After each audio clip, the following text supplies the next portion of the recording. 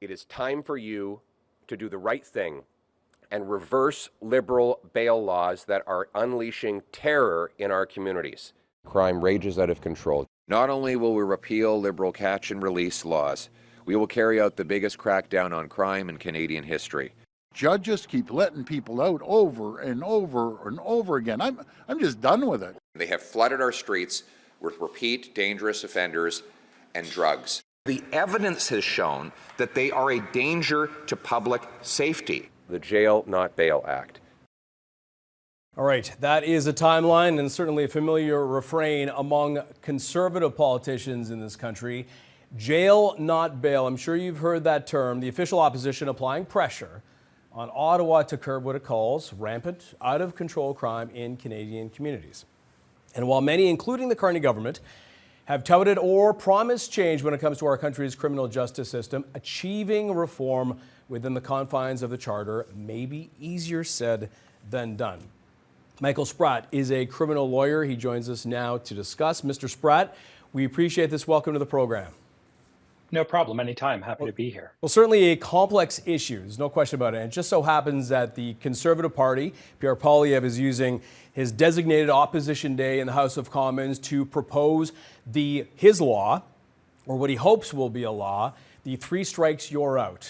And this would make sure that people who are convicted of 3 serious crimes are given an automatic 10-year prison sentence. I want to get your thoughts on that and how that would, the challenge of passing the test of constitutional scrutiny. Yeah, so the easy and short answer is it's an unconstitutional proposal.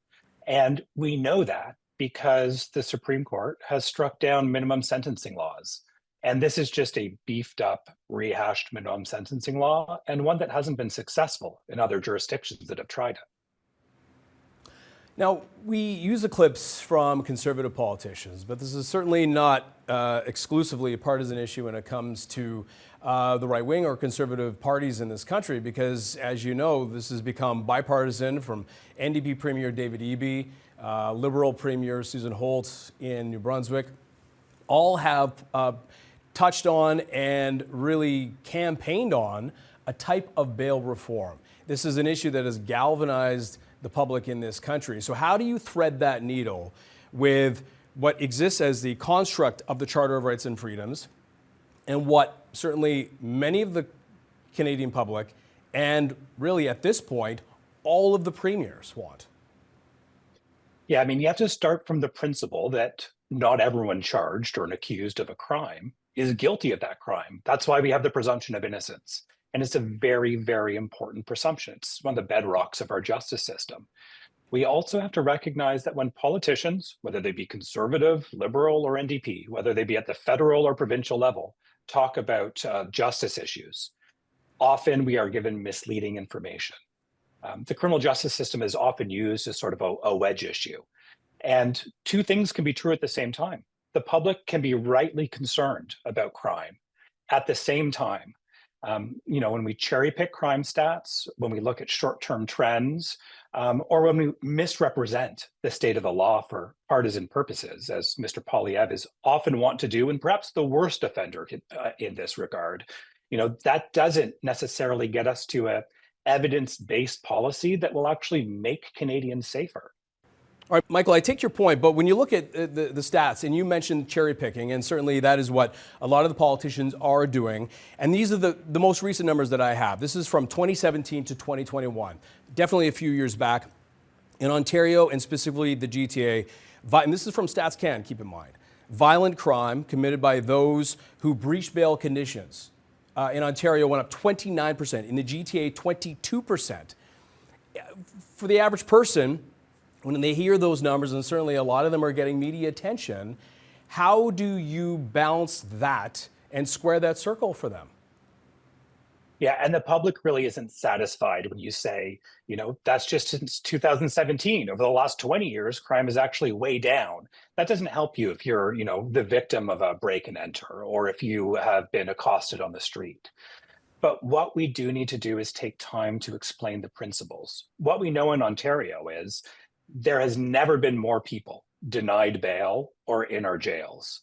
And keeping people in jail is very expensive, and the justice system is already pretty risk adverse. For every case that Pierre Poilievre or Doug Ford or any other politician points to, it's always interesting to see, did their prosecutors consent to that release? Did they use their office to appeal the release? And quite often the answer is no. The unfortunate reality is sometimes people will offend on bail, and we need to do a better job of enforcing bail conditions and making sure that the law is applied appropriately. What we don't want to do is sort of take the easy solution. And that's why we see these sort of tough on crime proposals coming from Mark Carney and from Pierre Poilievre and from Doug Ford and from Dave Eby. We don't want to take the easy solution and have people in jail when they are innocent in atrocious conditions, because that actually leads to an increase in crime down the road, and that can actually lead to less safe conditions. So we got to start thinking outside the box and stop using the criminal justice system in a political way to sort of defer the issue or to create non-solutions. It is, of course, a constitutional right in this country for people to have a timely bail hearing. The question is, how much is, when it comes to the problem that exists, when it comes to the justice system, the prison system, not having enough judges to deal with this kind of issue, are we seeing many people being released because there's just not enough support to give people that constitutional right? We're actually seeing people being detained and bail hearings being delayed because we don't have resources. Quite often, even someone who has committed a nonviolent offense has to wait days or weeks to even get a bail hearing. And we have to remember that when people are in custody, when they can be released and when they can be supervised and when there isn't a substantial risk to public safety, which is the test, if you have people in custody, that means they can lose family connections, lose their house, lose their job, and that actually can put us in a worse situation. So we need to make sure that the timely right to a bail hearing is exactly that, a timely right to a bail hearing and not some phantom right. And we also need to make sure that it's not just looking at being tough on the presumed innocent who are accused of an offense, but we actually give people the support so they can succeed on bail, and that we actually, sort of expand our thinking and make sure that we provide the appropriate supports so that we don't have people committing offenses. We don't have people in that situation in the first place. And that, unfortunately, there's no political oxygen for that conversation right now. As of January 2024, and this was passed by a Liberal government, repeat violent offenders who use weapons, part of their crime, the onus is on them to prove that they deserve bail. This was a reverse onus because it used to be the prosecutor's burden. They had to prove that.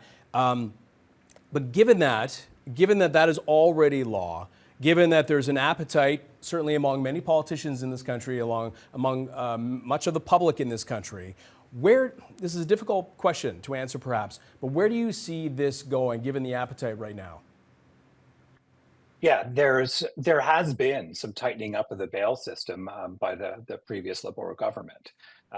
It is now the accused's onus in many situations, if they've breached bail, if there's domestic violence, if there's weapons involved, to show that they should be released. And that is a high threshold to overcome. But it's not, I don't think practically it makes much of a difference. I think it's a bit of window dressing. Someone is either a risk to the public or a flight risk, or they're not. And I don't think the onus is what we need to be focused on. I don't think that changes very much. I think what changes that we could make, leaving aside the unconstitutional changes of just saying you don't get even the chance of getting bail if you're a certain class of offender or a certain class of accused. I think that what we need to look at is, support and monitoring. In Ontario, we have quite an expansive GPS monitoring system now. That's something new and certainly something that we didn't see in 2017, 18, 19. And we need to see better monitoring by police. We have police officers whose budgets across the country have been increasing exponentially. And so I think the public should be asking, instead of questioning the very foundation of the presumption of innocence, I think the question should be asking, if we're shoveling so much money to the police force, why can't they do routine bail checks? Why don't the police know if someone is not living at the appropriate address? How come the police are given a free pass here? and we're being asked to, turn our constitutional rights on our head, to have more people in custody, to maybe actually increase the risk of violence in the community because we have more people in jail and they aren't being supported. How come we're looking at that and we're given sort of, the prosecutors who don't appeal and the police who aren't performing checks a free pass? Well, I wish we had more time. I started this by saying this is a complex issue that is an understatement. This is one side of one very complex issue, and this is going to be a developing one. But we really appreciate your time and your insight. You raised some very interesting points and a lot of questions for people. Michael Spratt, thank you so much. Criminal law specialist joining us from Ottawa. Thank you very much. It is a complex issue, and I'm glad that we can actually have, unlike some of our politicians, a nuanced discussion about it. Absolutely. Thanks again.